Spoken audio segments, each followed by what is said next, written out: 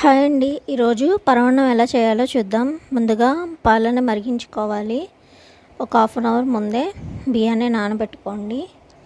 బెల్లం కోసం సరిపడా బెల్లం తురిమి పెట్టుకోవాలి. ఇలా మరిగిన తర్వాత అందులో యాలకులు వేసుకొని బాగా మరిగించుకోవాలి. అందులోనే బియ్యం కూడా వేసుకొని మెత్తగా ఉడికించుకోవాలి. బియ్యం ఉడికేలోపు ఇందులోకి డ్రై ఫ్రూట్స్ వేయించుకుందాం. 2 టేబుల్ స్పూన్ నెయ్యి వేసుకొని అందులోనే కొద్దిగా జీడిపప్పు, కొద్దిగా కిస్మిస్ వేసుకొని బాగా వేయించుకుందాం. రెండు ఒకసారి వేస్తే కిస్మిస్ వేయకుండా జీడిపప్పు వేగి జీడిపప్పు అనేది మాడిపోతుంది. అందుకనే విడివిడిగా వేయించుకుంటే రెండు మంచిగా వేగుతాయి. అంతే అండి.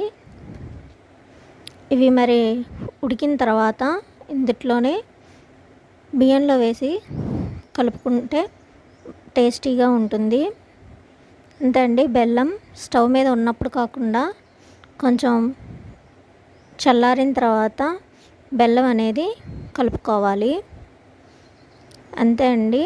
టేస్టీగా పరమాన్నం అనేది రెడీ అయిపోతుంది. ఇది ఫెస్టివల్ టైంలో అయినా ఎప్పుడైనా తినాలనిపించినప్పుడైనా చేసుకోవచ్చు. ఈజీగా అయిపోతుందండి. ఒక 10 మినిట్స్లో రెడీ అయిపోతుంది. అంతే అండి పరమాన్నం అనేది. Thank you for watching. మా ఈ వీడియో నచ్చినట్లయితే లైక్ చేయండి, షేర్ చేయండి, కామెంట్ చేయండి, subscribe my channel. Thank you for watching all.